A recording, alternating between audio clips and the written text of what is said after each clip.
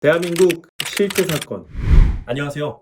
우리 주변에서 생각보다 흔하게 일어나고 있지만 많은 분들이 알지 못해서 봉변을 당하고 있는 실제 사건들만을 소개해드리는 대한민국 실제 사건입니다. 오늘 소개해드릴 실제 사건은 운이 좋게 상가를 분양받았다가 퇴직금을 모두 날려버린 안타까운 사연입니다. 은퇴 시기를 앞두고 노후 대비를 하다가 흔하게 당하는 분들이 많은 사건으로 우리 자신에게도 일어날 확률이 높은 사건인 만큼 오늘 영상을 꼭 보셔야 합니다. 울산광역시 동구의 64세 남성 이상훈 씨에게 일어난 일입니다.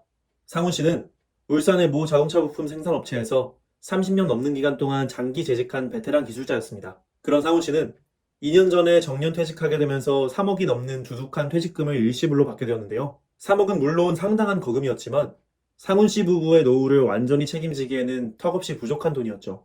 그런 만큼 상훈 씨 부부에겐 노후 대비가 초유의 관심사였습니다. 상훈 씨 부부는 집 규모 줄이기, 귀농, 주택연금 등 다양한 선택지를 고려하게 되었죠. 그런데 그러던 와중 상훈 씨 부부는 인근 부동산 업자에게 솔깃한 제안을 듣게 되었습니다. 그 업자는 노후 대비용으로는 매월 임대 수익을 받을 수 있는 상가가 최고라고 했죠. 부동산 업자의 말에 따르면 울산 송정지구에 새롭게 조성되는 12층 대규모 상가가 있는데 주변에 1만 세대 이상 인구가 있고 대형마트와 영화관이 신설될 예정이며 초, 중, 고교까지 개교 확정이라는 겁니다. 거기에 동해남부선 철도역까지 인근에 들어온다고 하는군요.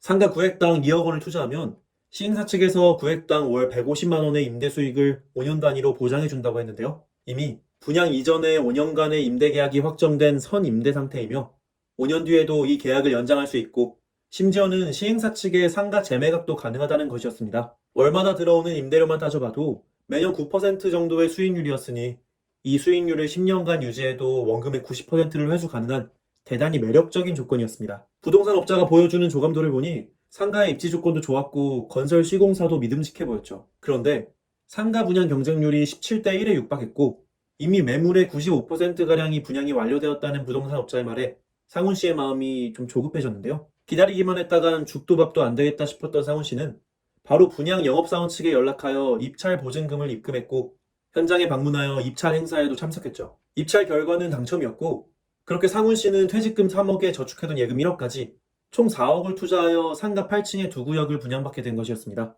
시행사는 약속대로 매달 300만 원의 월 임대료를 꼬박꼬박 입금해 주었는데요. 상훈 씨는 임대료를 받을 때마다 정기연금을 받는 것 같아 기분이 좋았습니다. 거기에 100만 원 조금 안 되는 국민연금까지 추가로 나왔으니 부부 두 사람이 생활하기에는 충분한 돈이었죠. 결과만 놓고 보면 상훈 씨의 노후 대비는 대성공이었던 것입니다. 그렇게 5년이란 세월이 흘러갔습니다. 은퇴 후 5년간 상훈 씨 부부는 문화센터에서 교육도 받고 주말 농장에서 텃밭도 가꾸는 등 보람찬 시간을 보냈는데요. 지금만 같으면 더 바랄 것도 없겠다 싶은 평화로운 5년이었습니다.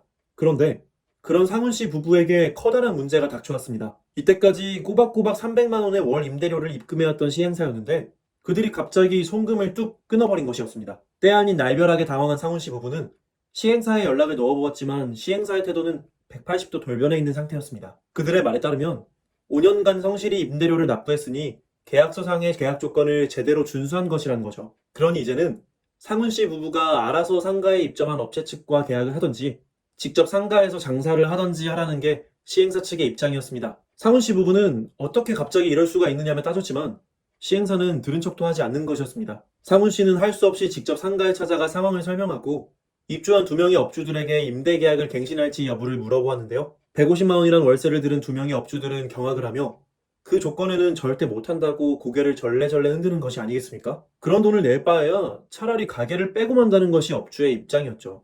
사정을 들어보니 그 두 명의 업주들은 매월 50만 원 수준의 저렴한 월세로 가게를 운영하고 있는 상태였습니다. 알고 보니 시행사가 회사 돈으로 나머지 임대료 100만 원을 보장해주고 있었던 것이죠. 즉 이미 상훈 씨 부부에게 상가 1구역당 2억 원의 투자금을 받은 시행사가 그 돈을 도로 잘라서 상훈 씨에게 전달해주고 있었던 것입니다. 그렇게 5년간 재살 파먹기를 해도 이미 두 구역에 4억 원의 성금을 받은 시행사 측 입장에서는 최소 2억 8천은 남는 장사였던 것이죠. 더 충격적인 사실은 법원의 감정평가를 의뢰해보니 상훈 씨가 보유한 상가 가격이 두 구역 합쳐서 고작 3천만 원 정도에 불과했다는 것이었는데요. 상훈 씨가 분양받은 상가 가격과 5년간 받은 임대료를 제하더라도 두 구역을 합쳐 1억 9천만 원가량의 큰 돈을 날리게 생긴 꼴이었죠. 그러나 분양받은 상가를 관리비만 부담하는 채로 놀려둘 수는 없는 노릇입니다.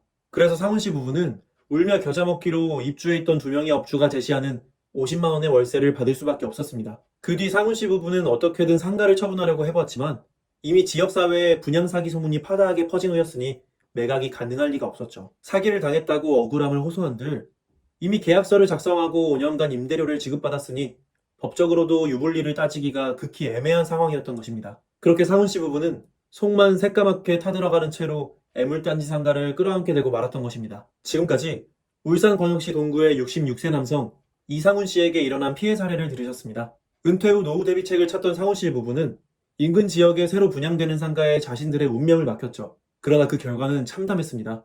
5년이 지나자 시행사는 나 몰라라 하며 계약 연장을 거부해버렸고 상훈 씨 부부가 새로 계약을 체결하여 받을 수 있는 월세는 이전에 비하면 3분의 1 수준이죠. 실상을 따져보면 시행사 측에서 고수익 보장을 미끼로 미분양 상가를 가지고 사기 분양을 했던 겁니다. 시행사는 실제 분양 실적이 저조한데도 95% 분양 완료, 빨리 신청하지 않을 시 조기 소진 우려 있음 등의 공포 마케팅 문구로 피해자들을 유혹했죠. 거기에 시행사는 1인당 한 점포만 분양 가능하다는 관할구청의 지침을 어기고 상훈 씨 1인에게 두 점포를 모두 떠넘기는 불법 행위까지 저질렀는데요. 게다가 시행사는 분양가를 지나치게 높게 책정한 뒤 받아 챙긴 투자금으로 원래 지급해야 할 임대료를 충당하기까지 했습니다. 이런 시스템으로는 그나마 5년간은 임대료를 어떻게 지급할 수 있지만 그 이후의 수익률은 절대로 보장할 수가 없죠. 그러니 5년이 지난 후에는 약속을 송두리째 어겨버릴 수밖에 없는 것입니다.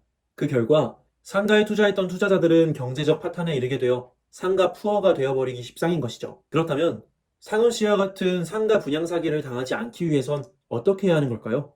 전문가들은 선임대, 고액의 수익률 같은 과장된 광고 문구를 사용하는 시행사를 경계하라고 입을 모으고 있는데요. 특히 선임대의 경우 선임대 계약 주체가 분양 영업사원이라면 상훈 씨 부부의 사례와 같은 가짜 계약의 확률이 매우 높습니다. 정상적인 계약의 경우 원 임대인이나 시행사와 직접 계약을 체결하는 것이 원칙이기 때문이죠. 또 전문가들은 계약 전에 선임대 임차인을 반드시 만나볼 것을 권합니다.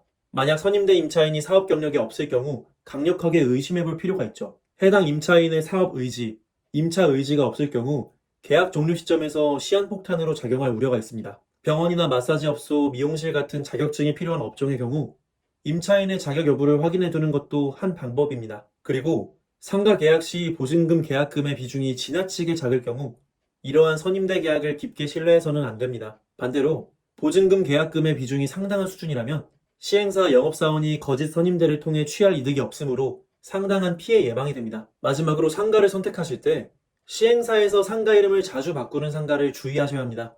현장 조건의 변화는 거의 없으면서 사업 진행은 되지 않을 때 이름만 바꿔 개명하는 식으로 꼼수를 쓰는 시행사가 있기 때문이죠. 오늘은 상가 사기 분양으로 인한 피해 사례, 그리고 상가 분양 계약 시의 주의사항에 대해서도 상세히 알아보았습니다. 우리 주변에서 흔하게 일어나는 충격적인 실제 사건들과 그것을 예방하는 방법까지 알려드리는 대한민국 실제 사건. 오늘의 사연은 여기서 마치겠습니다. 구독과 좋아요는 저에게 큰 힘이 됩니다. 더 좋은 영상으로 찾아뵙겠습니다. 감사합니다.